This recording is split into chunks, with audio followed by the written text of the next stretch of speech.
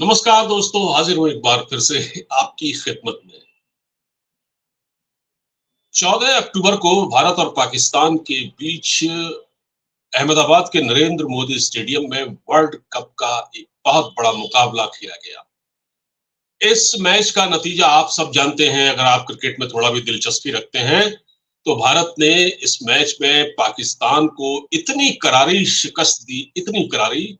और world cup की history में ये पाकिस्तान की भारत के खिलाफ 8वीं पराजय थी। तो भारत से पाकिस्तान पार नहीं पा सका अब तक वर्ल्ड कप के मुकाबले। और तो जैसा कि मैंने आपको बताया 14 अक्टूबर को मैच था, आज एक हफ्ता हो गया है, आज 21 तारीख है, लेकिन पाकिस्तान का रोना पीटना खत्म नहीं हुआ है। जो हार मिली है पाकिस्तान को, वो ये समझ ही नहीं पा रहा है कि क्या भारत हमको हरा सकता है। मतलब उनको ये लग रहा था कि हम तो पाकिस्तान में ही खेल रहे हैं, किसी ऐसे देश में खेल रहे हैं जहां हम भारत को आसानी से हरा लेंगे। उनको पता नहीं था कि वो भारत में खेल रहे हैं। अब हुआ यह है कि जैसे कि आपको पता है कि जो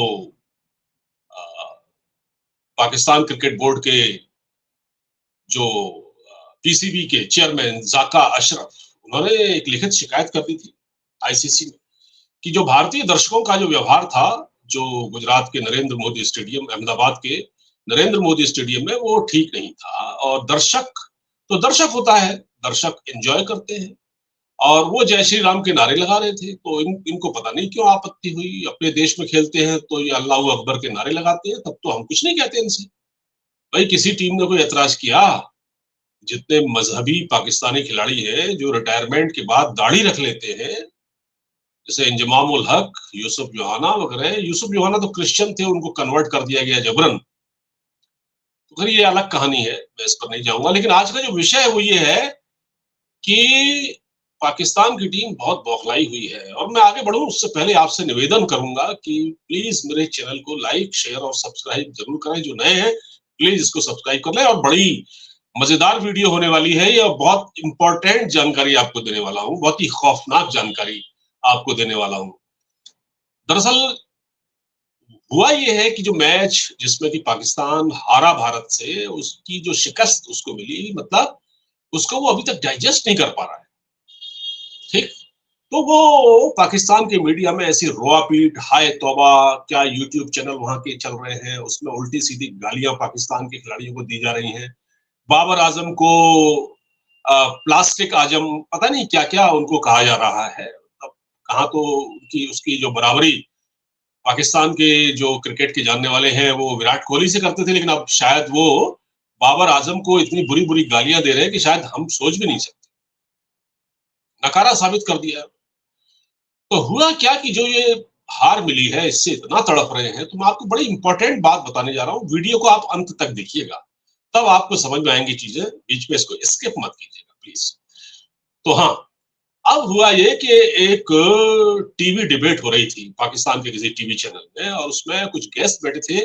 एक थे सिकंदर बख्श, जो कि पाकिस्तान के पूर्व तेज गेंदबाज हैं, दुबले पतले से हैं। और एक थे ये क्या, अब्दुल रज्जाक पाकिस्तान के एक ऑलराउंडर खिलाड़ी थे अपने टाइम के, अच्छे ऑलराउंडर थे। और बहुत हाई प्रोफाइल खिलाड़ी नहीं थे, लेकिन ठीक थे। बॉलिंग भी करते थे, विकेट भी लेते थे, और बैटिंग भी करते थे। तो अब्दुल रज्जाक ने एक ऐसी बात कह दी है जिसको देखकर, जिसको सुनकर पाकिस्तान में तहलका मच गया है। और लोग कहने लगे कि क्या पाकिस्तान के खिलाड़ी वाकई क्रिमिनल हैं? क्या ये आदतन अपराधी हैं? क्या ये जराइम पेशा लोग हैं? तो क्या कहा अब्दुल रज्जाक ने? कहा कि देखिए, अगर अगर ये टीम न सुधरी, अगर हालात न बदले पाकिस्तान के खिलाफ, पाकिस्तान की टीम के हालात नहीं बदले, तो ये जो कोच है, कोच नहीं डायरेक्टर है, पाकिस्तान की क्रिकेट टीम के डायरेक्टर मिकी आर्थर, उनका हश्र भी बॉब वुलमर जैसा होगा। अब आप मेरे शब्दों पर ध्यान दीजिए, अब मैं आया हूं मेन स्टोरी पर। बॉब वुलमर पाकिस्तान की क्रिकेट टीम के कोच रहे हैं, और उनका संबंध भारत से था। वो भारत के कानपुर में पैदा हुए थे। कानपुर जो इंडस्ट्रियल हब है, वहां उत्तर प्रदेश का एक जिला है कानपुर, वहां उनकी पैदाइश है। वो बॉब वुलमर वहां पैदा हुए थे भारत। हाँ, कानपुर। तो अब 1900, ये बात है 2007 की। 2007 में क्या हुआ था, पाकिस्तान की टीम वेस्ट इंडीज के दौरे पर थी, तो वहां शायद मैच किंगस्टन में था। तो बहुत बुरी परफॉर्मेंस थी पाकिस्तान की, तो बॉब होल्मर ने कुछ सीख दी होगी, कुछ उनको डांटा फटकारा होगा। तो अगले दिन पता लगा कि बॉब होल्मर की जो लाश है वो उनके होटल में मिली।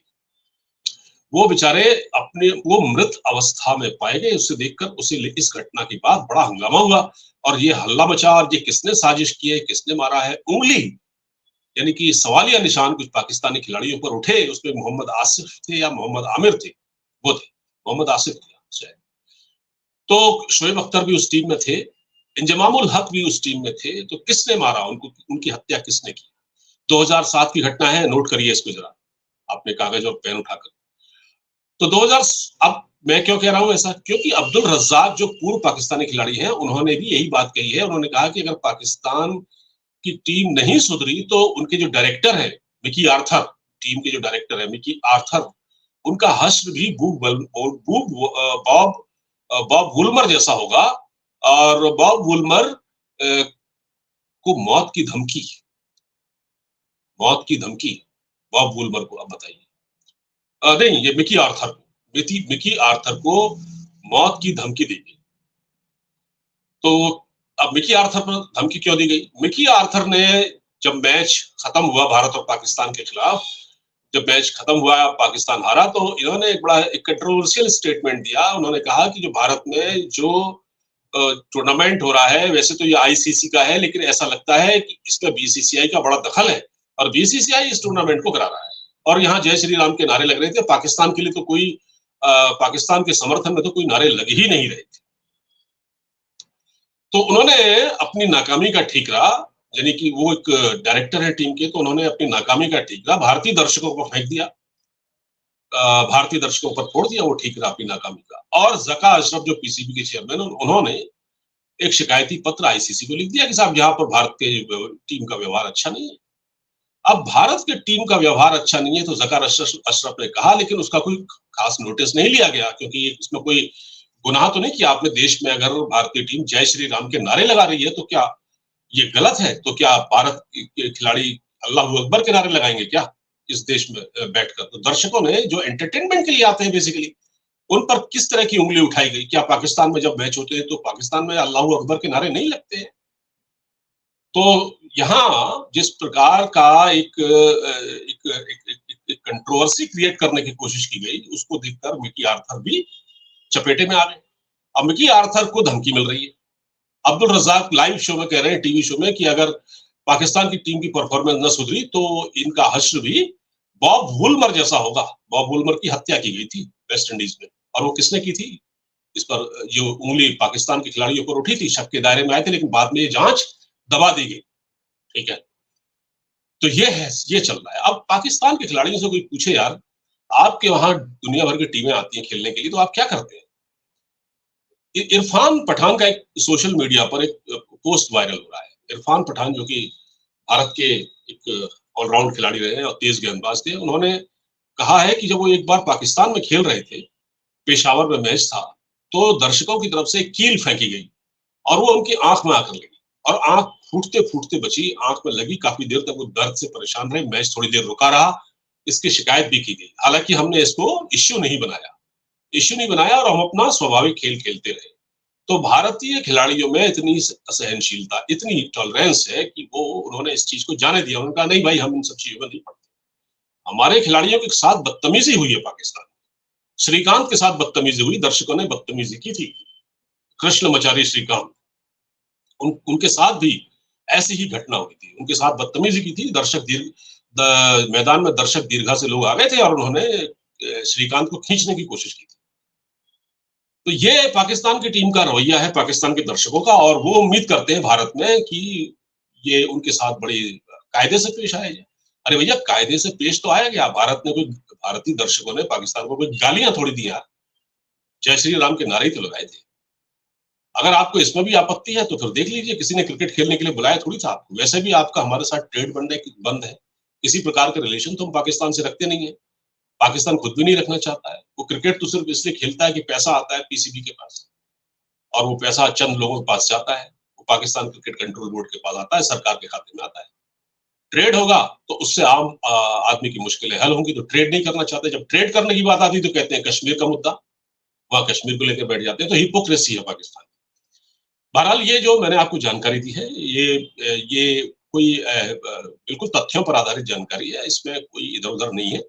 तो मैं बता रहा हूँ आपको कि जिस प्रकार का जो रवैया है पाकिस्तान की टीम का, एक बचकाना रवैया है। आपने मतलब बच्चों की तरह शिकायत कर दी पीसीबी ने, कहा आईसीसी में जाकर कि भारत के दर्शकों का व्यवहार अच्छा नहीं था। और इसको लेकर इतना तूल पकड़ा, पाकिस्तान की टीम इतने सदमे में है अभी तक, इतना दर्द से इस कदर करा रही है कि टीवी शो में अपने खिलाड़ियों को इतनी गंदी-गंदी गालियाँ दी जा रही हैं, कि हम सोच भी नहीं सकते।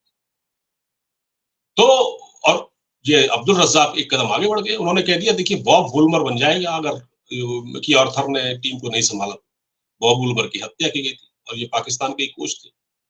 आप समझ सकते हैं कि मामला किस सतह पर जा चुका है और पाकिस्तान की पूरी क्रिकेट टीम किस तरह बिखराव की स्थिति में है इस वर्ल्ड कप में, और सिर्फ ये इसलिए हो रहा है क्योंकि भारत से वो हार गए। अगर ये मैच किसी थर्ड कंट्री में हो रहा होता तो शायद ये स्थिति नहीं होती। सिर्फ भारत में हार गए तो इसको इश्यू बना लिया गया। ये वो लोग हैं जो कि पहले से ही कह रहे थे, जब ये वर्ल्ड कप से पहले, कि हम अहमदाबाद में नहीं खेलेंगे क्योंकि वो नरेंद्र मोदी स्टेडियम में मैच रखा गया। ये तो खेलने को तैयार नहीं थे और फिर थूक के चाटा, फिर आए भी खेलने के लिए। फिर पीसीबी का चेयरमैन अपने परिवार को लेकर यहाँ मैच देखने आ गया पूरा, अपने रिश्तेदारों को लेकर। और रमीज राजा जो कल तक कह रहा था कि नहीं हम नहीं जाएंगे पाकिस्तान के साथ धोखा हो रहा है और साजिश हो रही है, भारत साजिश कर रहा है, बीसीसीआई साजिश कर रहा है, वो भी आ गया है यहाँ कमेंट्री करने के लिए। क्यों आया भाई, किसने बुलाया, मत आते। ये है। तो बहरहाल ये सब चीजें हैं, तो इतनी हाय तौबा मची हुई है कि ये अपनी हार को नहीं बचा पा रहे। बहरहाल ये वीडियो आपको पसंद आया हो तो उसको खूब शेयर कीजिएगा और चैनल को सब्सक्राइब करना मत भूलिएगा। नमस्कार।